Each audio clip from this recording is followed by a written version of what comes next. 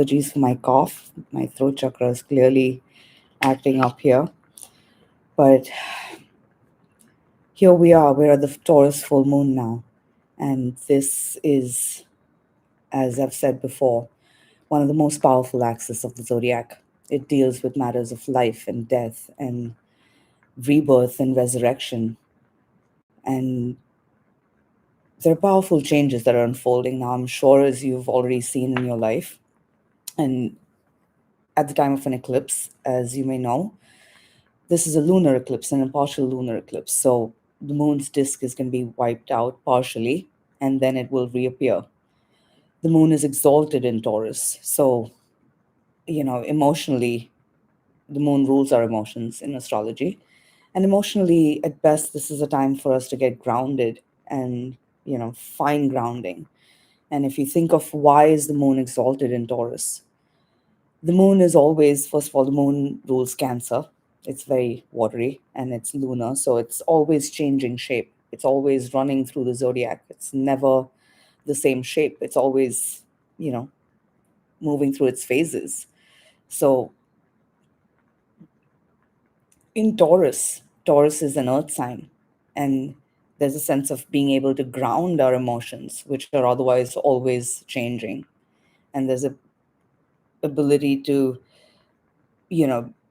Cancer, moon being emotions, we're able to nourish ourselves and our emotions and our physical bodies and our lives with the moon in Taurus, being able to channel it when our emotions are grounded. So honestly, guys, I don't know about you, but that meditation I'm feeling quite spaced out here. But anyway, the Taurus, with the moon exalted in Taurus, it's going to be easier for us to find that grounding, first of all. So with all the changes that are happening right now, there could be overwhelming emotions arising as well, because Scorpio is a water sign and it's a sign that deals with our emotions. But with the eclipse in Taurus, at best, we can get grounded. And Taurus deals with our values, the relationships we value, the people we value, and how we value ourselves.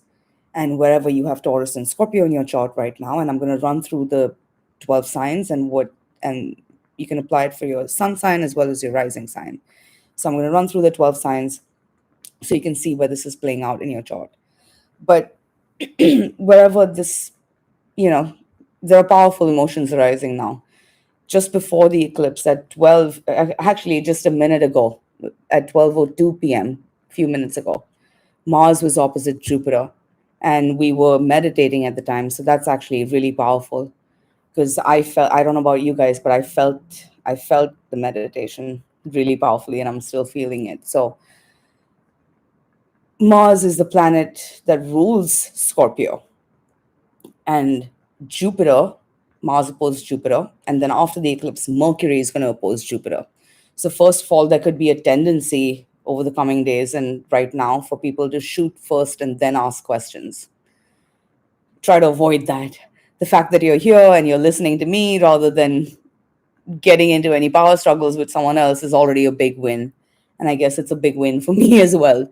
So not that I have anything going on, but point being, with Taurus Scorpio, it deals with issues of power and control and it teaches us to surrender. The Taurus Scorpio axis reminds us that the only constant is change. So with Mars, the ruler of Scorpio, moving to oppose Jupiter in Taurus, just hours before this eclipse, it's setting powerful changes in motion. Jupiter is a planet that's expansive. It expands things, right? Jupiter rules the world and global affairs. So we can see that things in the world right now are, death, destruction, war. These things are being magnified. But Jupiter, as much as it will expand things, magnify things, it'll expand and magnify what is the good, bad, ugly, all of it, right? But at the end of the day, Jupiter is a benevolent planet. So sometimes things have to get worse before they get better. What's important is that we're moving in a spirit of trust. Mars, is the ruler of Scorpio, but Mars is also the ruler of Aries. What's important is that we're moving in a spirit of trust, and with Scorpio, surrender. And what does it mean to, even when we say surrender? Surrender, Scorpio is all about surrender and letting go. And, I have Scorpio rising. So letting go is not easy for sure. But if you understand what letting go is, we sleep, we fall asleep every night. We surrender every night when we fall asleep. We die to the world in a sense, right? We're able to let go of our worldly concerns, of whatever else is going on in our life, and we fall asleep. Of course, there are times when we have insomnia if we're really worried about something, but then it comes back to the same thing, right? Us feeling out of control with our lives. At best, when we're feeling grounded, emotionally grounded, with like tapping into that Taurus moon energy, we're able to just fall asleep and wake up in the morning with the trust that, okay, the world's not going to blow up while I fall asleep. I'm going to wake up and it's still going to be there. So surrender with Scorpio, there's a need for that level of trust right now in our lives with whatever's unfolding, wherever these eclipses are playing out. And then trusting in a natural process, because Taurus and Scorpio, the only constant is change. And Taurus is an earth sign. It's a sign that speaks of nature and natural processes, organic processes. Taurus, Scorpio also really deal with our relationships, right? It's the axis that comes after Aries and Libra. Aries is the first sign, Libra is the seventh sign. The nodes are currently in Aries and Libra. And the north node is in Aries, which is, Mars's ruling sign, other ruling sign. And Mars is currently leading this train of planets in Scorpio. So this Mars-Jupiter opposition, on the 3rd of November, the Sun will oppose Jupiter as well. So, nothing happens in a vacuum. As the planets move along, life progresses. So the next planet to oppose Jupiter will be the Sun. But I mean, the big difference is this is happening in this eclipse window, the Mars Jupiter opposition. So there's a sense now that whatever's been happening, look at what's been happening since the sorry, October 17th. So, what am I saying? October 14th was the Libra new moon. That began this new moon cycle. This full moon brings a culmination of that cycle. So look back at what was happening around 2 weeks ago, but also look back to what was going on in November 2021, because that's when the Taurus Scorpio eclipses began. And what look at what was what was surfacing around November 2021. And a process was, over the past 2 years, since November 2021, the eclipses have been on the Taurus Scorpio axis. And wherever you have Taurus Scorpio in your chart, which again I'm going to get into, and then later I'll add a thing in the description box so you can read it. The South Node was in Scorpio. So wherever you have Scorpio in a chart, there's been a need for deep surrender. There's been a cleansing out, a purification, asking us to let go of old patterns and let go of our attachments, superficial attachments. The North Node was in Taurus for the past couple of years. So we've been steadily being, drawn out of our comfort zone, because Uranus is also in Taurus right now, and Uranus has been pushing our boundaries. And now Jupiter is there, which is just magnifying everything. So the past couple of years have been steadily, drawing us out of our comfort zone, asking us to let go of our attachments to things. And that does not mean that, although Scorpio deals with death and change, and it's really about resurrection and rebirth and transformation, because matter cannot be created or destroyed. Matter is only transformed. And the body dies, but the soul is immortal and deathless and eternal. So this is a process, Scorpio at its deepest level speaks of this process of ego death and soul purification. things keep happening, life keeps changing, relationships keep changing, everything changes. But those bonds that we really share, and that's love, really. So that love that we've shared with someone never dies, whether or not that relationship remains or it changes form in whatever respect, on this earth or beyond. Love is love, and that's the only thing that really bonds us. Everything else is going to change.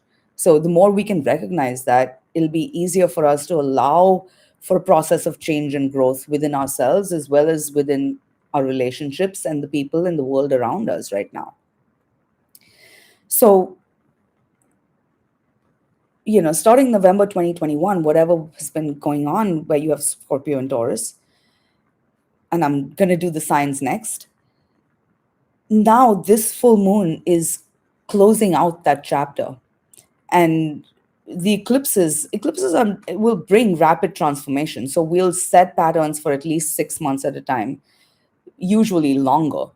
So for example, what was going on in November 2021 is now finding closure. I can certainly see it happening in my life, and things just come up, but that's the eclipse, because at the time of an eclipse, the sun and moon are close to the nodes, and the nodes deal with fate and with our destiny. And what's important to know now is that no matter what is unfolding in your life on the surface, our deepest destiny is self-realization, and the ultimate destiny is self-realization for each and every one of us. So if we can have that awareness, or that level of awareness, it'll be easier to let go of the things that are changing and allow for change to happen. Because when we hold on to things, we just delay a process, and we make something harder than it needs to be. And what was the last thing I was going to say? Yeah, okay. So I guess I'll just get into, let me just get into the 12 signs, and then I'll get further into the eclipse energy a little bit. Or should I just continue with the eclipse chart? I think there's a lag, so I don't think you guys can answer me right away. Are you guys following? I know there's 6 of you here, seven of you. Okay, I'm going to keep going, but please jump in if you guys have any questions, or if you want me to slow down, move up, talk about something more, explain something more. Oh, no lag. Okay, great. Okay, great. All right, so I'm going to carry on. I'm just quickly going to run through the 12 signs and where this is happening for you guys, and then I'll come back to the Mercury opposite Jupiter and the Mars opposite Jupiter, the way I'm seeing it unfold. So and maybe we'll look at a few more aspects, and we'll look at the chart. So, okay, give me 1 second. Okay, so I guess I'll start with Aries. Aries, this eclipse takes place in your second house.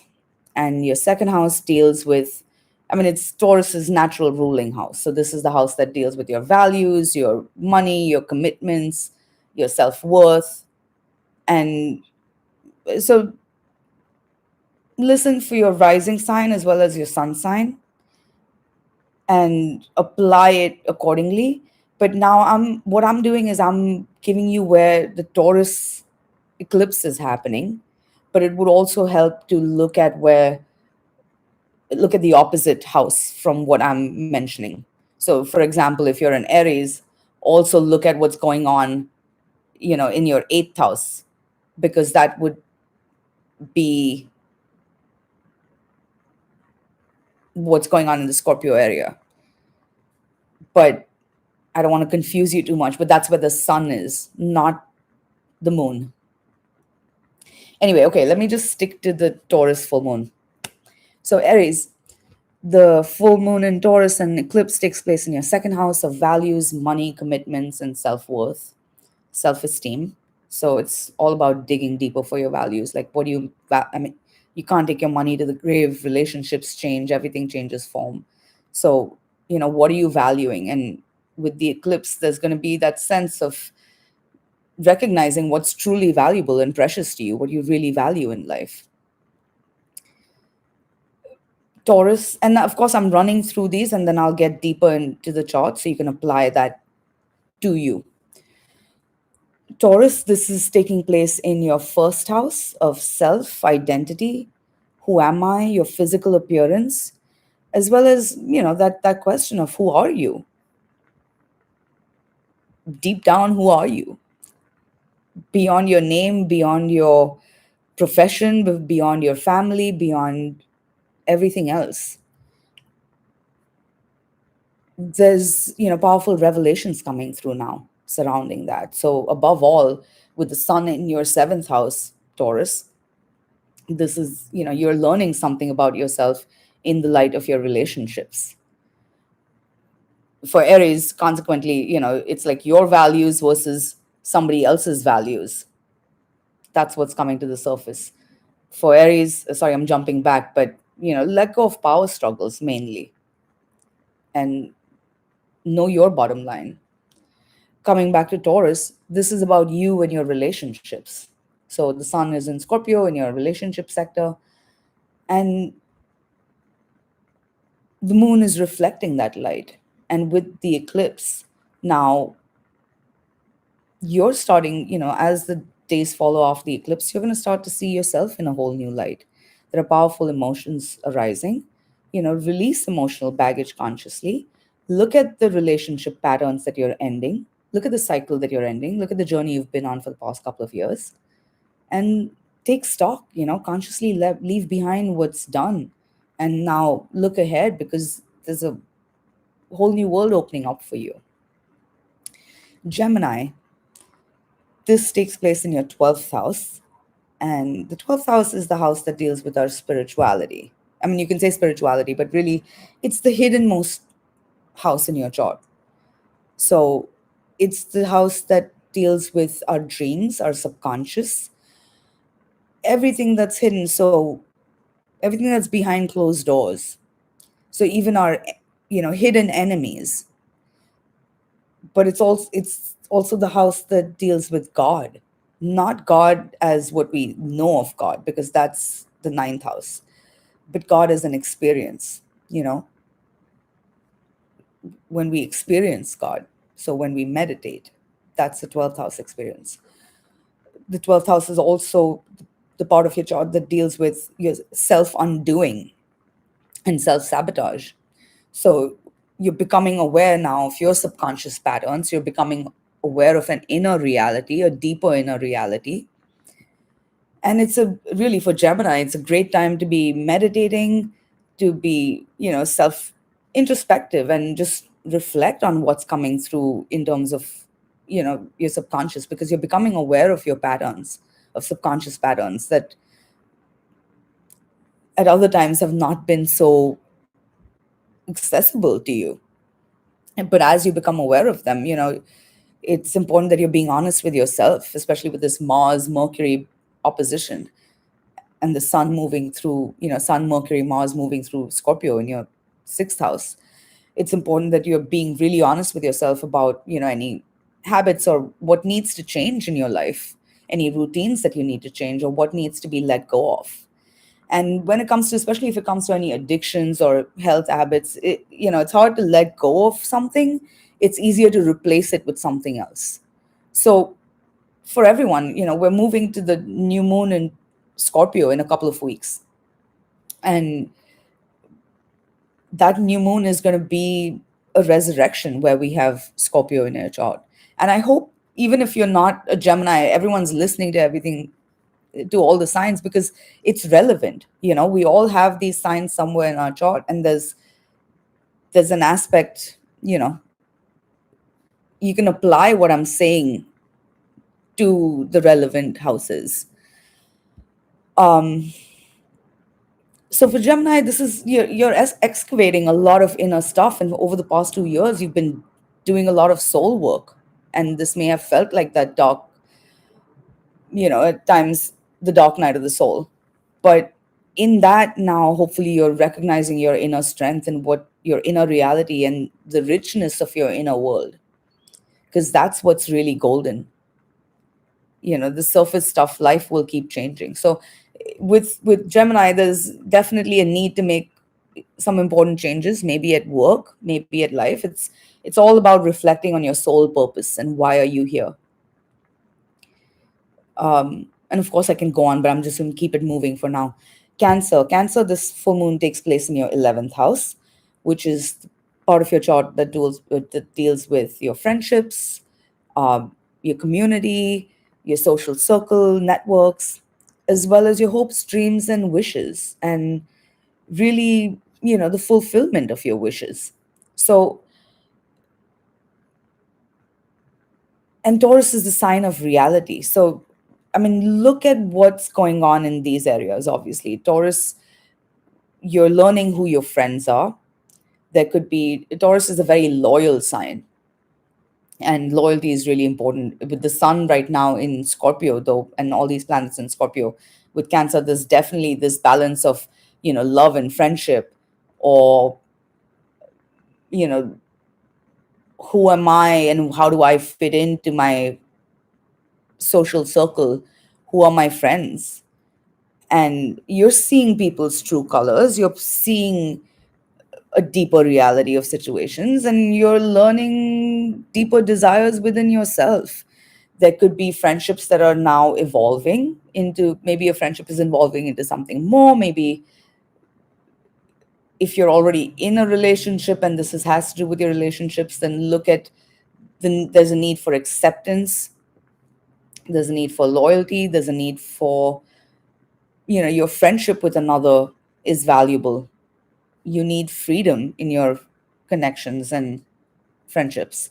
So look at what is coming up with your friendships, and as far as your dreams and wishes, the sun in Scorpio, fifth house is also the house of creativity, and the sun is the powerhouse, the sun is the giver of life. And the Taurus full moon, although it's marking the end of a cycle, there are revelations coming through, right? And Taurus is a very fertile sign, it's a sign of life itself.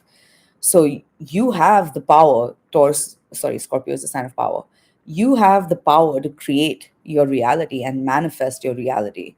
But if you're creating something that you don't like, then this is a chance to wipe the slate clean and to reconnect with your innermost desires and to be really honest with yourself about what you want in your heart. And then, having faith in the bigger universe that what you need will be provided for, and maybe even what you want.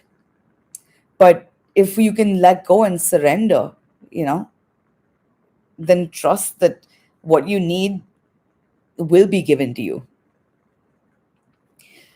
And that's wish fulfillment. And with Taurus, it could, whether it's money or friendships or whatever it is that you're wishing for.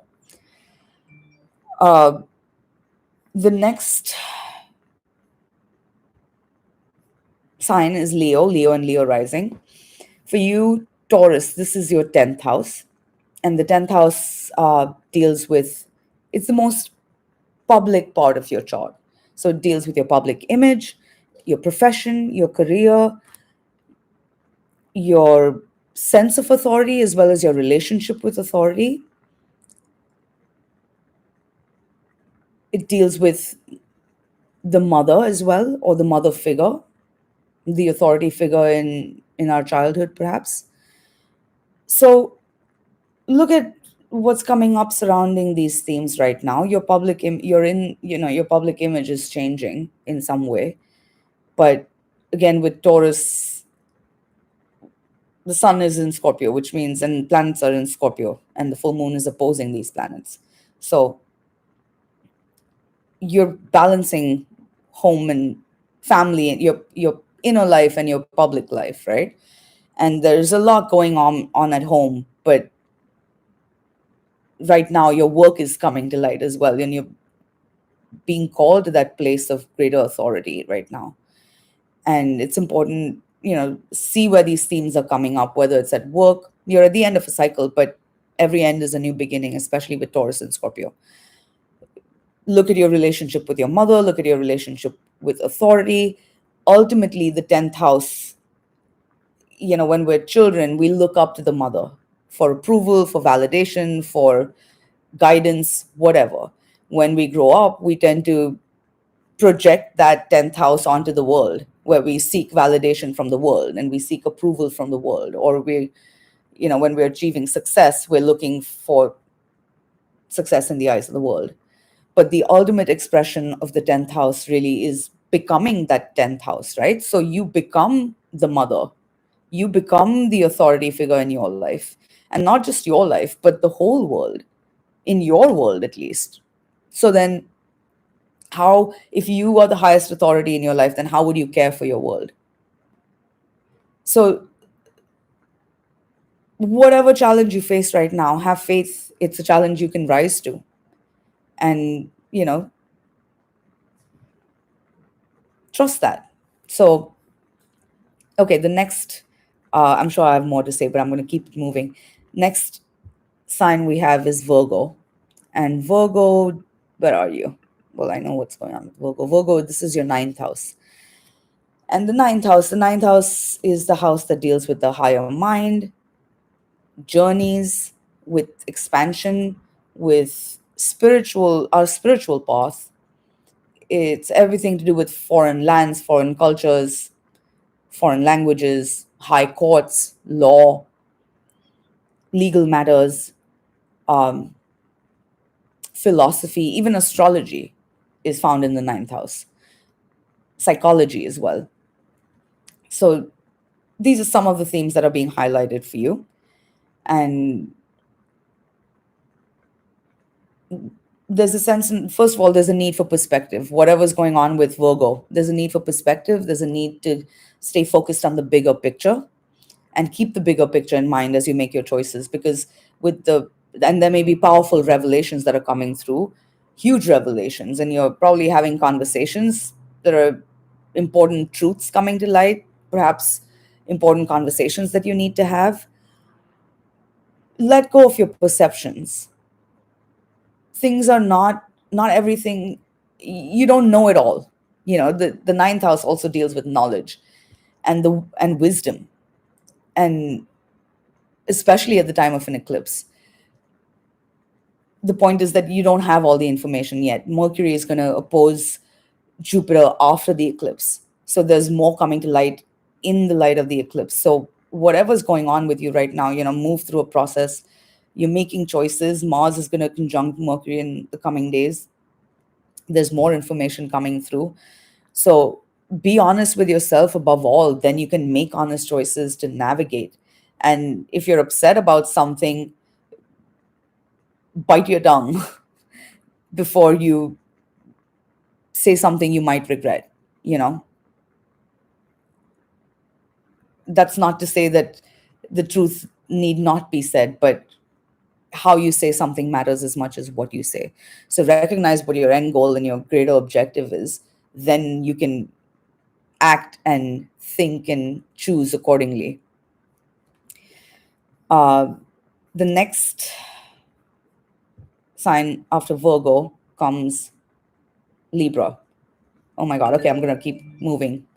Libra, we've got, this is going on in your eighth house, second and eighth house axis. So it's the same as, I mean, it's the opposite from Aries, right? Because you're opposite signs now. So now with the full moon in your eighth house, there are powerful changes unfolding. And the eighth house deals with matters of, you know, the things that you can't avoid, death and taxes and transformation. But you, as a Libra, have, and this is especially significant for you because the recent eclipse and new moon solar eclipse was in your sign. So this is powerful. You are evolving on a very powerful level. And now the eclipses are going to be moving through Aries Libra for the next 2 years. So, and this was the first eclipse that took place in Libra on the 14th. So this is huge. You're evolving on a very powerful level, and your relationships are evolving in the face of you evolving. So this is all about your shared values, your with others, your closest commitments, and how you're able to communicate the changes that are happening within you and to make space for growth and for evolution within yourself and in your partnerships. And of course, this is the money axis. So for Aries and Libra both, all the relationships that you are connected to with through love, well, through money or sex or blood ties are especially highlighted. Then we've got Scorpio. Of course, Scorpio. So Scorpio, the sun is in your sign. And now the planets, Mars, Mercury, the sun, they're all traveling through Scorpio. And this is a stellium of planets. And the stellium, there's a lot of energy here. You're coming to very deep realizations about yourself. And there are burning truths coming to the surface, and maybe really important conversations that you need to have, if not with anybody else, but at least with yourself. So pay attention to what's surfacing with this full moon, because this full moon is in Taurus, which is your opposite sign, and deals with your relationships. And I mean, realize the full moon only reflects the light of the sun, and the sun is in Scorpio. So whatever's going on in your relationships, it kind of comes back to you. Your relationships are just a mirror for the self. So you're learning powerful truths about yourself in the light of your relationships. And you're learning where you perhaps need to make changes or not, or where there's a need for you to be honest with yourself. So you can, as you deepen bonds with others, and I'm going to talk about this more, but Venus, the ruler of Taurus, which we'll get into more, is moving to a trine with Uranus. So there are surprising developments taking place in the coming days. And there's a lot of sweetness here for you. But there's an element of you having to let go of the past so that you can actually, consciously move ahead. And now you're deepening connections with those who really see you and value you and appreciate you for who you are. So this is, you're deepening connections with powerful equals.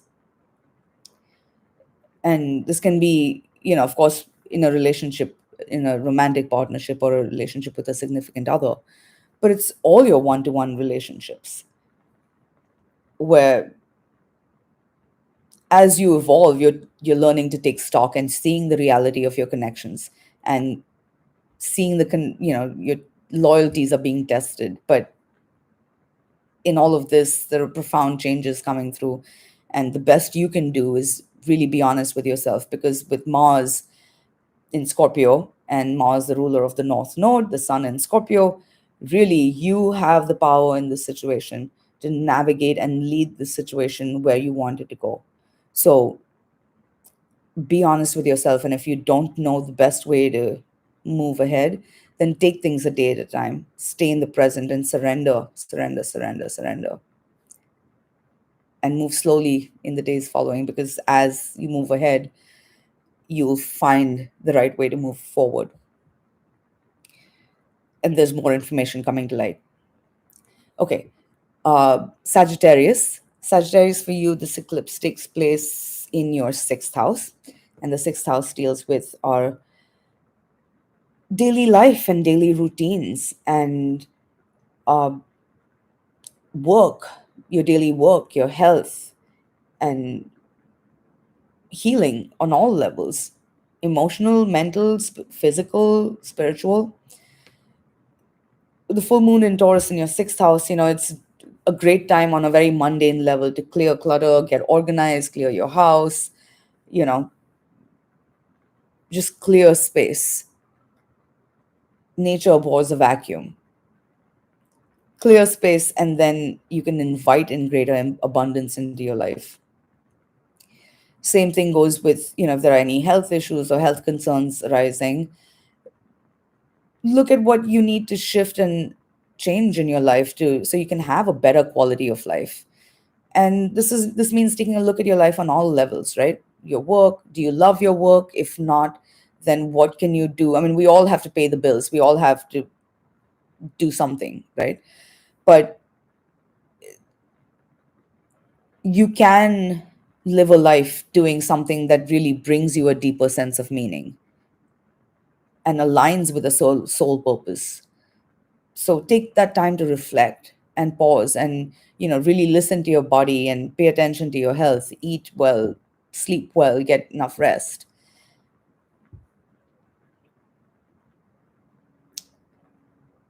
and take things a day at a time. Because with this Sun, Mars, and Mercury and Scorpio, there's a lot that's unfolding right now for Sagittarius that's behind the scenes, and it's like you're walking through the unknown right now, through the dark a little bit. But as the days progress, this is Scorpio season. For Sagittarius, this is a time to be introspective. So the sun's about to enter Sagittarius at the end of November. Once the sun enters Sagittarius, you'll have much more clarity about which way to go. For now, there's a need for faith and taking things a day at a time, and to trust your intuition, trust the messages that are coming through, because Mars and Mercury are opposite Jupiter, which is your ruling planet, and you're coming to some really deep insights right now. Um, then we've got Capricorn, and Capricorn, this eclipse takes place in your fifth house and 11th house. And the fifth house is all about love and your heart and creativity and children and your inner child, really. So, God, sorry, this thing is in my way. And your inner child, really. So, at best, this is a chance for you to reconnect with your inner child and to rediscover love and to, maybe you're falling in love. Again, this is the fifth, 11th axis that's being highlighted. So there is some balance between love and friendship, you know, love and freedom. And if you are in a relationship, of course, this is a chance to rediscover the love you share with another, because the fifth house also deals with our sexuality and, again, the heart. It's our ability to just absolutely be ourselves. But then the sun, Mars, and Mercury are currently in Scorpio, which is your 11th house. So there's a need, for self acceptance and the need for you to love yourself more. And if you are single and, you know, it's not necessary that you're looking for a relationship, but put yourself out there. You're meeting interesting people, and the connections you're forming now, have an important message for you. And you could form really lasting connections, and you could actually meet somebody that really opens up your world and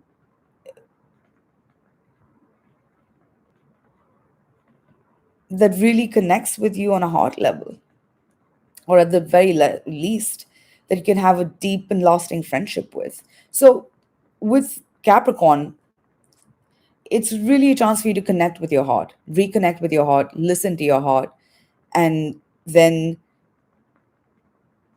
trusting that. Also, for Capricorn, it's a lot to do with manifestation as well and materialization as well.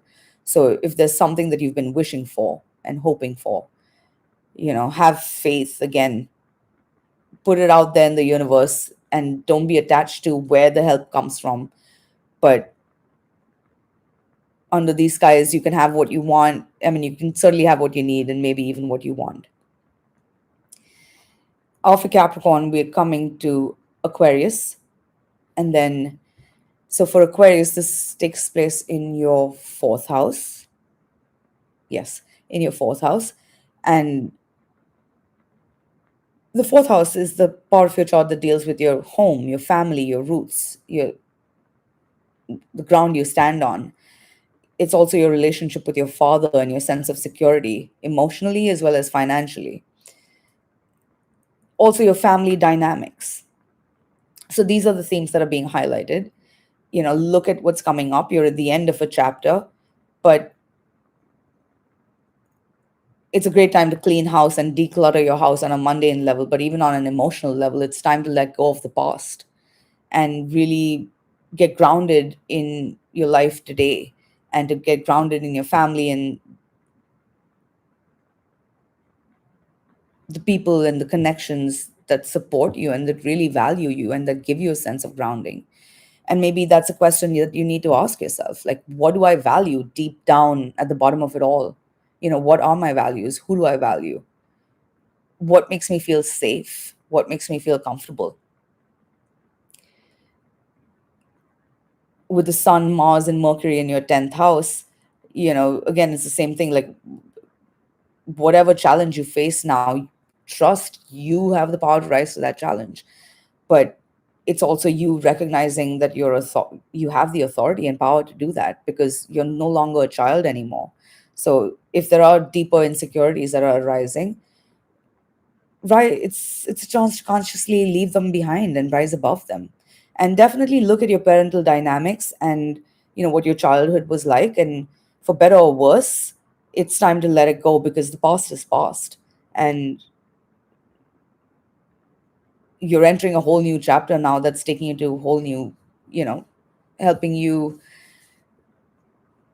your inner world is expanding and growing. So for Aquarius, again, it's about your home, your family, your roots, and really getting grounded, asking yourself what and who grounds you and who you value at the bottom of it all.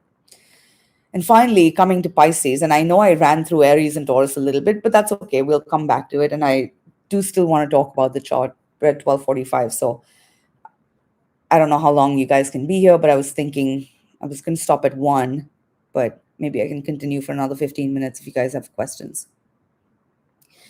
Pisces, this eclipse takes place in your third house and ninth house. And the third house, deals with the mind, duality, communication, and, your siblings as well as short distance travel. So these are some of the themes that are being highlighted.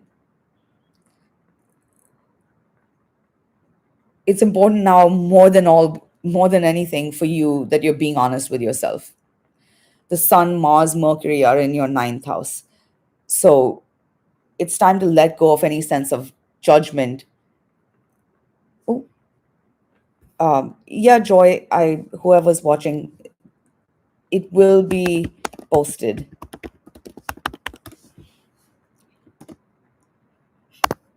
Sorry, I got interrupted, but I will go back to Pisces. So Pisces, this is in your third house and ninth house. The third house deals with the mind, right? Now, sorry, I lost my train of thought. Be honest with yourself above all, because the sun, Mars, and Mercury are all in your ninth house. And the ninth house, is asking for perspective and to let go of judgment and dogma and preconceived ideas, ideologies. Then you can, and let go of your perceptions. Then you can start to see a deeper reality and understand a deeper truth. So be honest with yourself first, then it'll be easier for you to be honest with others. And most importantly, keep an open mind, because you don't have all the information yet. And there's a lot more that's coming through in the light of this eclipse. Okay, so I've run through the 12 signs, and now I am going to get back to the chart here. My God, I should have my hair. Hold on. I'm opening the chart again. Do you guys have any questions for me? Please feel free to leave them in the comment box. And thank you for, the whoever's here, everyone who's here.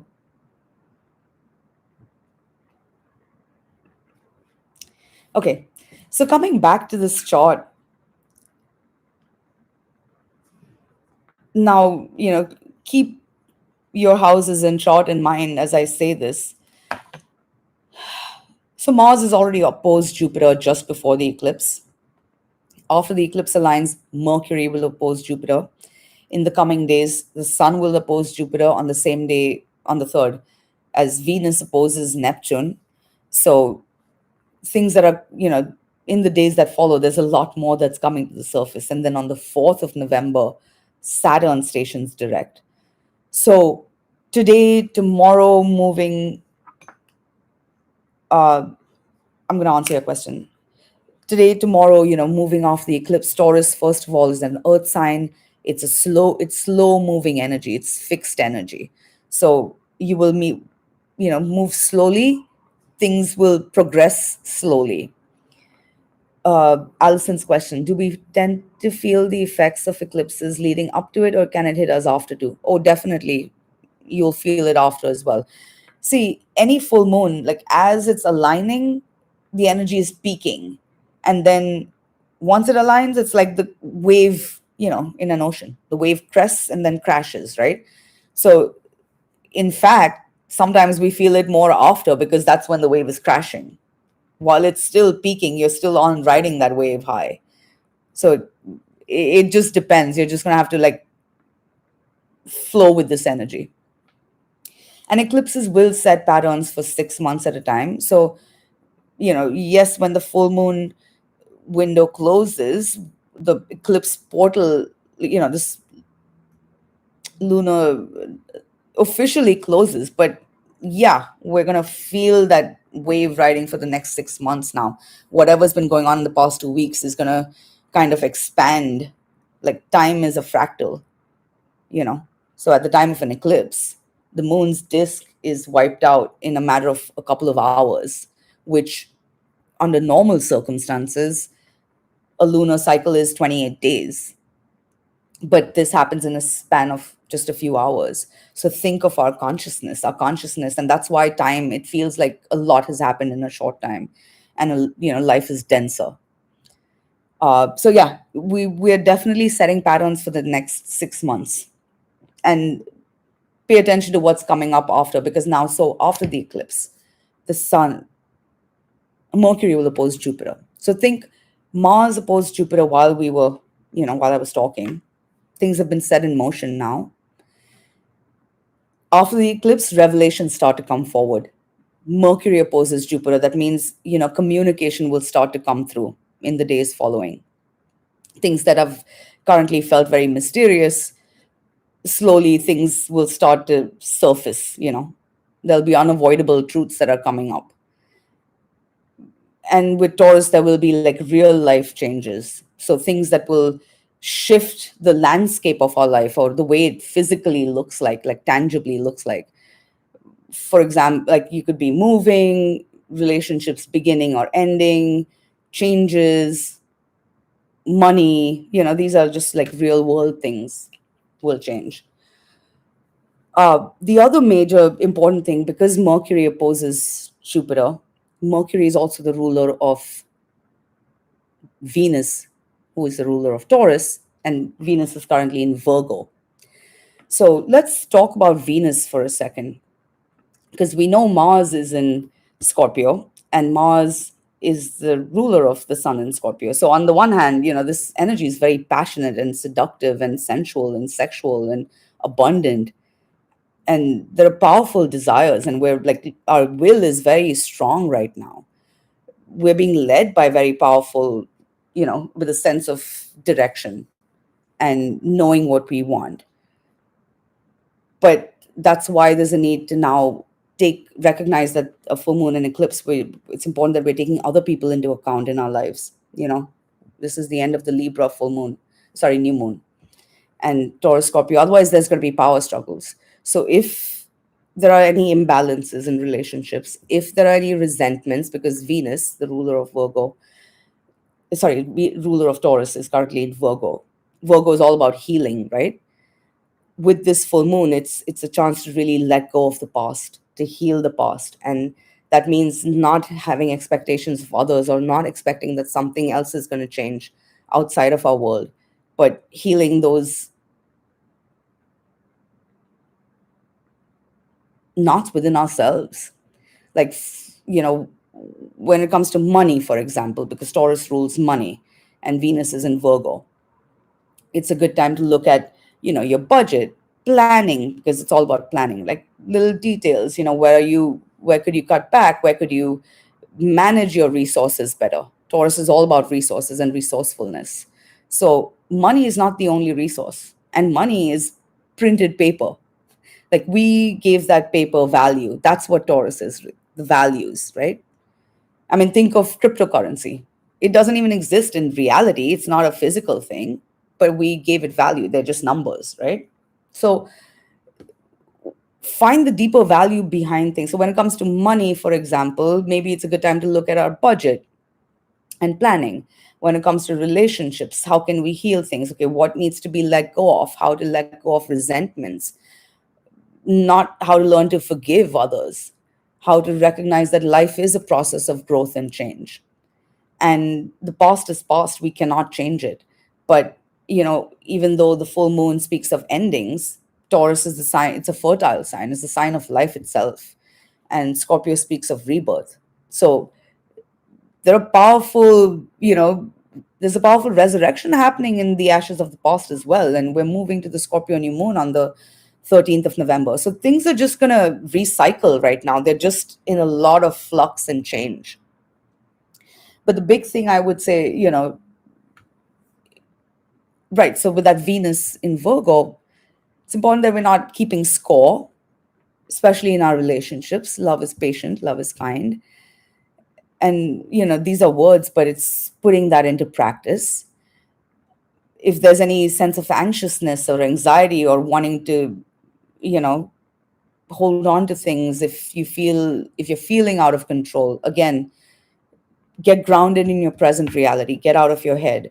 Taurus rules the body, right? So take a walk in nature, eat some food, listen to some music, call someone who you know cares about you.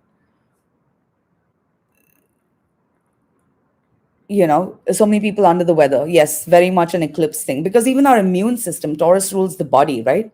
Even our immune system is under a lot of what do you call and Venus is in Virgo.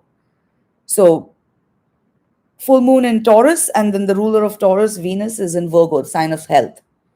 So people who are under the weather are, probably need to take care of their health a little bit more and pay attention to their body and listen to their body a little bit more and slow down a little bit.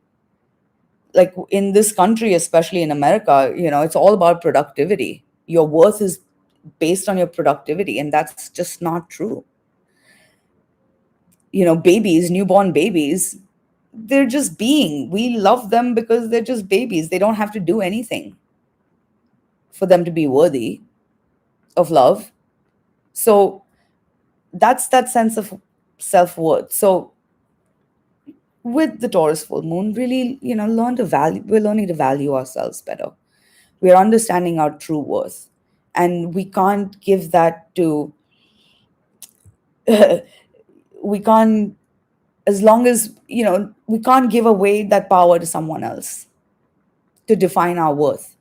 Only we can do that. And only we can choose where we invest our energy. Okay, Joy.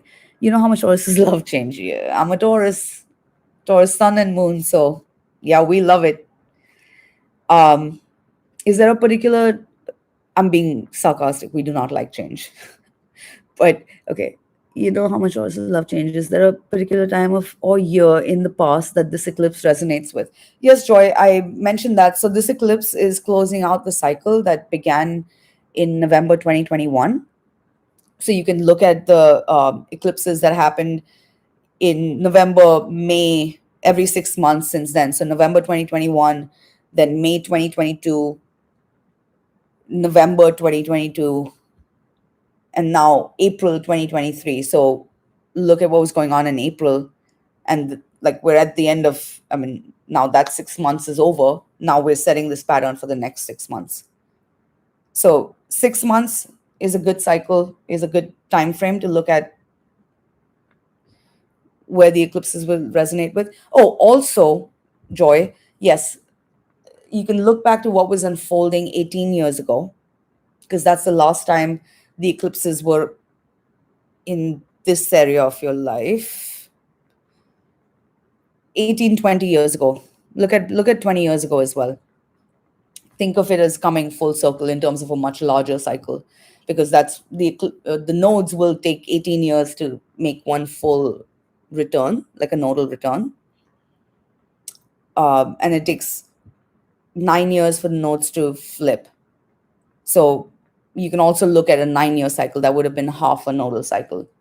I don't want to confuse you, but if it helps you, 9 years, 18 years, and then 6 months at a time. Um, okay, what else is happening in this chart?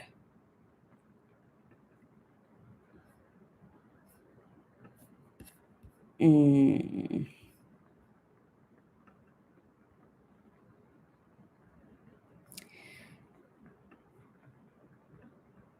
please feel, if anybody has other questions, please feel free to ask.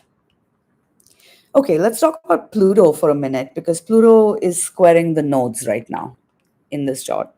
And the nodes are in Aries and Libra, although this is the last eclipse in Taurus. But Pluto is squaring the nodes. And this is major. Pluto is recently stationed direct, right? And the world is changing. We can see that. The world is changing, and Pluto is the god of the underworld. And the world as I don't know what's coming up post the eclipse. I don't like to fearmonger or predict doom and gloom. But the reality is that things are happening in the world. And there could be more revelations that come up on the world stage, because this Mars and Mercury is also, you know, opposing Jupiter. Jupiter expands things, but Jupiter also deals with global affairs, right? And Pluto, any planet that squares the nodes will bring about that collective turning point, because the nodes are collective, they speak to the collective. I mean, think of what happens at the time of an eclipse. The sun and moon align with the nodes, get overshadowed, and that's why we have an eclipse. So as the eclipse aligns and then is revealed, there's going to be more coming up in the news as well on the global front. And so, as COVID has shown us, we're connected. We're all connected, undeniably so. So it's likely there will be, trickle effects of whatever happens in this world. It's going to ultimately come down to affect us. And so, again, it's going to come back to, and it's going to bring up emotions probably. Again, it's going to come back to us having to just really dig deep for our values and ask ourselves, what's going to matter at the end of my life? And then focus on that, like whatever situation you face right now. Um, Relationships. Did I talk about relationships? So, in the coming days, the sun will oppose Jupiter on the 3rd. That's the same day Venus is opposite Neptune. And then the next day, Saturn stations direct on the 4th of November. So, as we move to the 4th of November, certainly, this Taurus energy is slow moving energy, and Saturn's standing still and about to station direct, which means that Saturn rules time itself. And Saturn speaks of gateways, thresholds. And Saturn is in Pisces, which is a Jupiter ruled sign. So all this contact with Jupiter is now, it's like, okay, Jupiter rules Pisces. Jupiter is coming to a lot of realizations because Mars is opposing Jupiter, Mercury is opposing Jupiter, Sun is opposing Jupiter. So now Jupiter, like if you think of it in terms of energy, right? Then Jupiter rules Pisces. It's like, oh, okay, Jupiter is about expansion. And now Jupiter is saying, okay, where are my boundaries? Because first of all, Saturn is in Pisces, and Pisces is a limitless sign, right? So that Jupiter energy of expansion. Once we come to those realizations, then that Saturn stations direct. So, starting 4th of November, there's like till the 4th of November, it's like we're coming to a lot of realizations. And then as Saturn stations direct, slowly we're moving ahead and, readjusting our limits, readjusting our boundaries, looking at where we need to perhaps take down walls or where we perhaps need to have better boundaries, and, perhaps even also what our goals are and what are we materializing, like what do we dream of? Because the eclipse in Taurus is showing you a way to make some of your dreams a reality. And relationships are deepening in a very sweet way. And I don't want to, like, if you're not in a relationship right now, That's okay. There's all kinds of love. Love is not just with one significant other. And Venus is in Virgo. So this is about now letting go of all our old relationship baggage so we can have healthier relationships that flourish and thrive and help us to grow, and where the commitments and loyalties are deep, that truly value us for who we are at the core, not because of what we can give each other, like materially. So there's a lot of that surfacing. Um, and again, did I say this is big? Because the moon is going to conjunct Jupiter and Uranus. So this is going to definitely blast through a few, a lot of stuck energy and really bring some major shifts. And it's hard to even continue saying that when nothing has happened yet. I mean, the eclipse hasn't happened yet, but it's coming. So I guess the best, I mean, I don't know. Do you guys have any more questions? It's 1:05. I don't know how long I should go on. Maybe another 5-10 minutes if you guys have questions. I'm sure once I hang up, I'm going to think of a million things to say. So,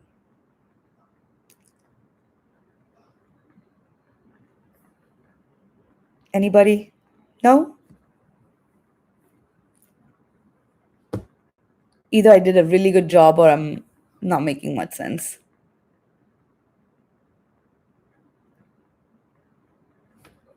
Okay, well, I don't think any of you have any questions. So, I'm going to look at the chart one more time and just see if there's anything else. Thank you, Joy. I'm going to see if there's anything else that I need to note, very importantly. So 4th of November, Saturn stations direct. We're readjusting boundaries. We're deepening commitments. We're deepening bonds. And then perhaps even building bridges, where in the past, if there's been tension with these Taurus Scorpio eclipses for the past 2 years, and relationships have certainly been put through the ringer. Now that we're at the end of the cycle, there's a lot of water under the bridge, but it's time to just let it all go so we can fully embrace the future and embrace all the possibilities that are coming up for us. Priya, to answer your question, Priya, does this eclipse affect Libra rising people specifically? Priya, yes, it affects everybody. It just depends on where it's playing out in your chart. And what I did is after this, I mean, now I've already gone through the 12 signs of the sun signs and the rising signs of where the eclipse is playing out for you. So if you've just joined in, you've probably missed that bit, but I'm almost done with this talk. So once I'm done, the video will come up and you can probably replay it and watch it over again and just rewind it.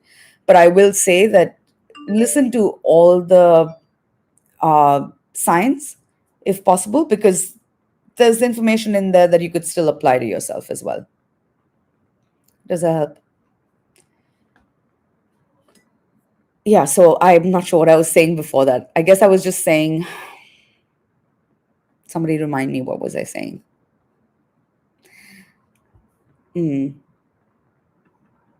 Oh, yeah. Okay. So with this full moon in Taurus, making a conjunction to Jupiter as it moves along, and all these planets opposing Jupiter. Jupiter is the planet of abundance, growth. It's showing us, there's a lot more for us to hope for. Jupiter is a planet of hope. There's a lot more to hope for. There's a need for faith. There's a need for us to, purify our mind and to let go of darker perceptions. Then we can start to see a more abundant reality and build on solid foundations, and invest our energy into nurturing the relationships and the people and situations that matter to us, rather than being pulled in a million directions. and not being in control of our own energy. So, above all, with the Taurus Scorpio axis, I guess, maybe I'll end on this note if nobody else has any questions, although I'll wait just to see. Change is the only constant. And really, Scorpio deals with matters of control, but really, we don't have control. Control is an illusion. We don't control consciously anyway. We don't control when we're born. We don't control when we die. We don't even control our own breath and breathing. We don't control our own heartbeat. We just think we have control over everything else that happens to us. And the truth is, we don't. And so, this really is a chance to surrender to a greater universal will and to an inner, to the soul within, and to be allow it to move you and guide you, and then trust that your intuition will guide you, forward. And with the full moon in Taurus, it's like the more we can let go of the past, we can open our arms to the greater abundance and the doors that are opening for us now. So even if things seem to be ending on the surface, trust anything that's leaving your life right now is clearing space for new growth, new abundance, and prosperity. And of course, the next new moon in Scorpio on the 13th is it also marks Diwali, which is a very auspicious time of the year, and again, a time of rebirth, and a time when we celebrate the victory or the triumph of light over darkness, of consciousness over ignorance. So the whole world is in this phase right now. We're collectively in a process of metamorphosis, evolving in our consciousness, evolving into who we want to be. So just move with that awareness and trust, what's real will never die. So thank you so much for listening and watching, everybody. And again, if anybody has questions, I'm going to hang on for another till 1:15 p.m. and then I will hang up, I suppose.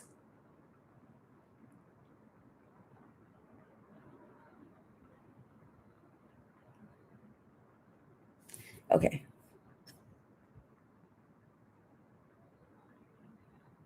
And this was my first live, guys. So I hope you forgive me for any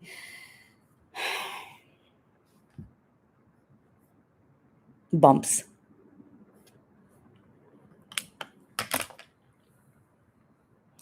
What else can I say about Taurus? Okay, I don't think anyone has any questions. So I guess I will end there for now. Oh, wait. How do you make sense of having different ascendant and moon sign in Vedic versus Western astrology? I don't speak two languages at the same time. So if I'm speaking Western astrology, I'm just looking at Western chart. If I'm looking at Vedic astrology, I'm looking just at the Vedic chart. You'll confuse yourself. Don't do it. At least in the beginning. Then once you're really well versed with astrology, you can jump around. But it's literally like speaking two languages. So it's got different rules, it's got different grammar, it's got different zodiac. You can't, it's a holistic system. Both are holistic systems. So you can't compare the two nor say one is better than the other. Ultimately, I would say it's more like, what's the message? What are you trying to get at? You know, whether I say it in English or whether I say it in French, that's secondary. Point is, what am I trying to say? So for now, I am obviously reading the Western chart. Someday, maybe I'll be reading Jyotish charts, but for now, it's the Western astrology. Um, but one thing I can say about what I have heard said, and which kind of makes sense to me now that I am, the more I study and practice astrology, is it's been described to me as like the Western chart being like a shiny new tattoo, and the Vedic chart being like a, when it's like really old and in the deeper layers of your skin.